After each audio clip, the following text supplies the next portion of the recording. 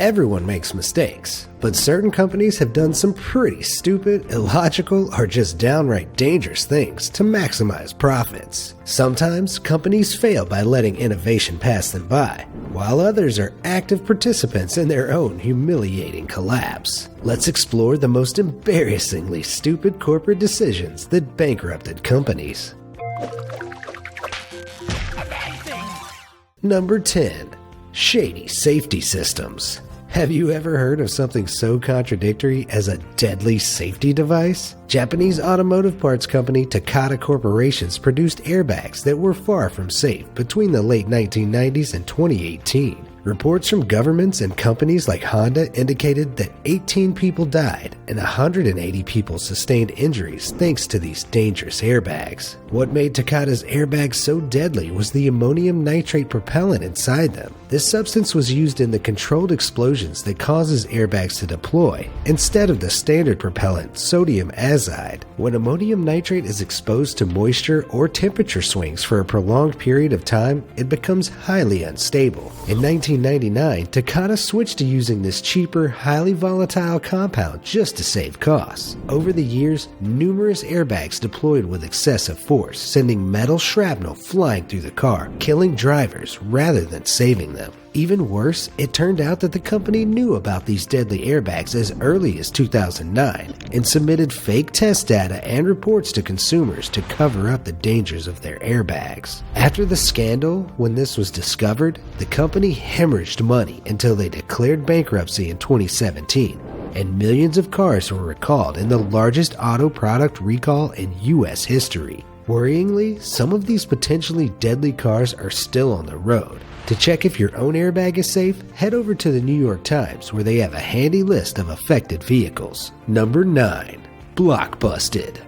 Most people assume that Blockbuster met its demise thanks to the rise of online streaming services. While that's not far from the truth, the full story is far more awkward and embarrassing. In fact, the founder of Netflix first proposed a partnership with the video rental giant. Entrepreneur Reed Hastings approached Blockbuster CEO John Antioco when Netflix was still just a small business with big ambitions back in 2000. He offered to sell his company, Netflix, for $50 million. However, Blockbuster bosses rejected the innovative entrepreneur, making the biggest mistakes of their career, rejecting a company that's now worth over $150 billion. The idea was that Netflix become Blockbuster's online brand, and Blockbuster would promote Netflix in its stores. Blockbuster obviously felt that it had bigger fish to fry than a tiny mail-order DVD service, though. Although Hastings was sent packing, Netflix continued to grow until it became the multi-billion-dollar enterprise it is today. In that time, the two companies developed an intense rivalry. During one conference call with analysts, Hastings complained that Blockbuster had thrown everything at us but the kitchen sink. The next day, Hastings received an actual sink in the mail. Eventually, Blockbuster declared bankruptcy in 2010. Perhaps they should have spent less time mailing plumbing fixtures around and more time updating their business model. Number 8. Picture this. Kodak may have invented the handheld camera, but overcautiousness brought this tech giant to its knees. Founded in 1888, the company was over a century old when it filed for bankruptcy in 2012. Sadly, the famous camera and photo printing company failed to keep up with the changing times. Having invented the digital camera themselves in 1975, Kodak were unable to actually manufacture the camera due to conservative inside forces that held them back. In essence, Kodak laid the important groundwork for the age of digital photography, but fear of undercutting their own market meant they didn't go digital themselves. This meant that by the time they were ready to manufacture the digital camera they invented, it was too late. Others were already dominating the market. Once film and physical photo supplies became obsolete, Kodak ran out of money fast. It was left with $6.75 billion in debt and had to let more than 50,000 employees go. To this day, Kodak still focuses on selling print supplies and ink cartridges, but it's very unlikely it'll ever reach the profits it could have had. Now more than ever, in an age of ever more futuristic tech, it pays to keep ahead of the times. Number 7. Fallen Giant. Enron was once the biggest energy broker in the world and America's 7th largest company. The story of its downfall has all the elements of a great drama movie. whistleblowers, death, and lots of money. Enron filed for bankruptcy in 2001 when outsiders discovered that they had been falsifying and hiding accounts for years. Enron also took accounting firm Arthur Andersen down with them. It turned out they had been partnering with this firm to hide their criminal practices. From frequently concealing large losses and debts to lying about profits to investors, Enron was involved in a range of shady dealings. In 2001, Sharon Watkins, the vice president of corporate development at Enron, noted irregularities in the company's financial statements in an anonymous letter. Eventually, she notified the public, and chaos ensued. Through the exploitation of complex loopholes, top executives in the company had been recording projected profits as real profits and hiding both debts and losses from investors. Once found out, the executives involved in this extensive fraud scheme fell like dominoes. Literally. After being called to give evidence at court in 2002, the former vice chairman J. Clifford Baxter was found dead in an apparent suicide. Kenneth Lay, the CEO and founder of Enron, died of a heart attack while awaiting sentencing. The lesson here is, don't cook the books, folks. Number 6. In need of a novel approach. When e-commerce giant Amazon was growing, other more traditional booksellers like Borders were struggling to keep up. Something that experts call the Amazon factor may explain why some brick-and-mortar retail stores are failing one by one. As more consumers turn to e-commerce to save money, traditional stores face a choice: adapt or die. This apparently fell on deaf ears at Borders headquarters. The bookstore did strike up a partnership with Amazon in 2001. But unfortunately, this wasn't quite enough to stop them from falling victim to Amazon's growing e-commerce empire. Instead of adapting to trends, Borders made a series of misguided decisions, which ended up being their downfall. First, instead of moving to online sales, Borders decided to focus on expanding their storefronts and opening more stores. Not only this, but they were too slow to adapt to the technological trends and release a branded e-reader to market. Amazon's Kindle came out in 2007, and Barnes & Noble released the Nook in 2009.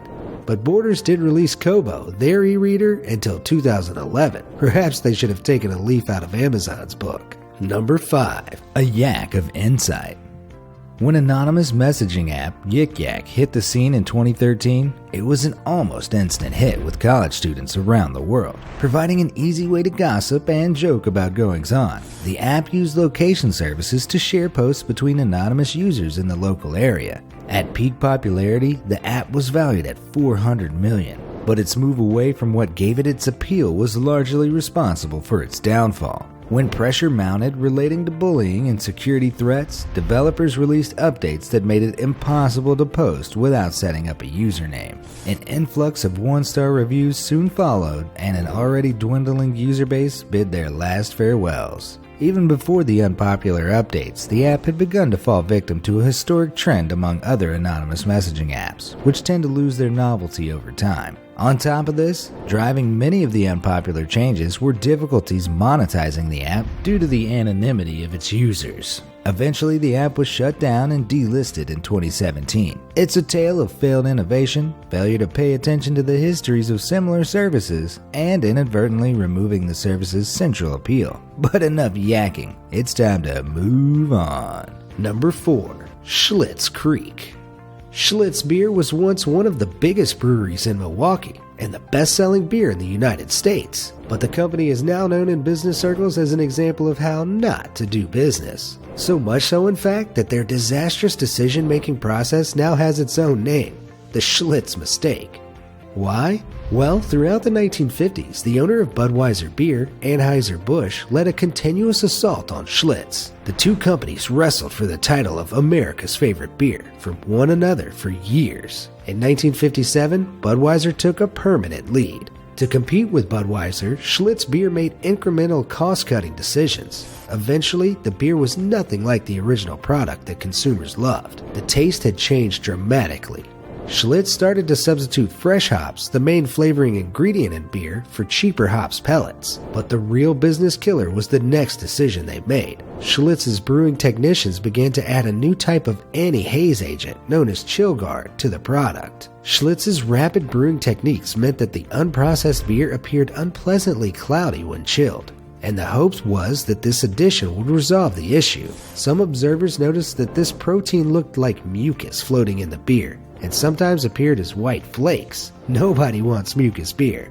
After this slimy oversight, sales dropped off a cliff, and the company remains up Schlitz Creek without a paddle. Number 3. Fizzing out. Serial entrepreneur Richard Branson is one of the most successful people in the world, with a net worth of $4.2 billion. But that amount of success also comes with its fair share of failures. One of Branson's business brainwaves that you may not have heard of was Virgin Drinks. This endeavor saw Branson and his team taking a stab at the beverage market, initially with a cola and later with a vodka to match. As the story goes, an aspiring soda maker contacted Branson with a homemade cola recipe. When it turned out that people preferred the homemade soda to Coca-Cola or Pepsi, Branson launched Virgin Cola. It was doing well in the UK, silently taking over market share from Coca-Cola. However, the company got more than they bargained for when they took on one of the biggest companies in the world in their primary market. A misguided PR stunt made sure that Virgin Cola would never again appear on supermarket shelves. In 1998, Branson attended the USA launch of Virgin Cola, but his appearance was far from subtle. In a flamboyant display, Branson drove into and crushed a wall of hundreds of Coca-Cola cans. Needless to say, Coca-Cola didn't take it so well. They responded by pouring money into pressuring distributors not to work with Virgin Cola, forcing them to stock only Coca-Cola. In the end, Virgin Cola couldn't even get stores to stock their soda. With no way to distribute their product, Virgin Cola and its offshoot, Virgin Vodka, were discontinued, and the entire Virgin Drinks subsidiary disbanded in 2007. I hear the Coca-Cola vs. Virgin Battle Royale is going to be dramatized in the next Marvel film, with Branson in a colossal mech suit. I'd pay to see that. Number 2. Hyped to death. Nowadays, we're used to carrying around powerful computers in our pockets, but it may surprise you to find out that it wasn't Apple or Microsoft that pioneered this idea. In fact, a company called Osborne Computer Corporation released the very first portable computer in 1981. However, despite its innovative beginnings, the Osborne Computer Corporation is actually most famous for how it failed. In an attempt to recoup increasing losses, the company made history with a pretty crazy decision. And not in a good way. Despite releasing the Osborne Model 1 in 1981, the company showed a newer model to the press before the first one was even ready to come to market. As a result, consumers and businesses canceled their pre-orders of the Osborne 1 in droves. Who can blame them for preferring to wait for a superior model? Thanks to all of the cancellations, Osborne Computer Corporation ran out of money before they could even release the updated computer. In 1983, after months of low sales, OCC went from being a computer giant with Apple potential to a total bankruptcy case. How about that for a system failure? Number 1. That's nuts. Some of these company decisions have been pretty insane, but the company up next on the list wins the medal for possibly the stupidest, most irresponsible decision a company has ever made. The Peanut Corporation of America, or PCA, was a peanut processing plant that was responsible for about 2.5% of America's processed peanuts. By most standards, it was a small company, but the scandal they created propelled the company into the public eye. After 9 people died and thousands of people became sick from salmonella poisoning, the FDA found contaminated peanuts to be the cause. These poisoned peanuts were sold and shipped by PCA, and some of them were even headed for schools. But that's not the worst part. It turned out that when in-house testing found the salmonella poisoning, CEO Stuart Parnell told his staff to just ship the products. On top of that, PCA shipped peanut products accompanied by falsified safety certificates to try and cover up the contamination. In January 2009, PCA finally issued a product recall for some of its products, and many more followed in the subsequent days.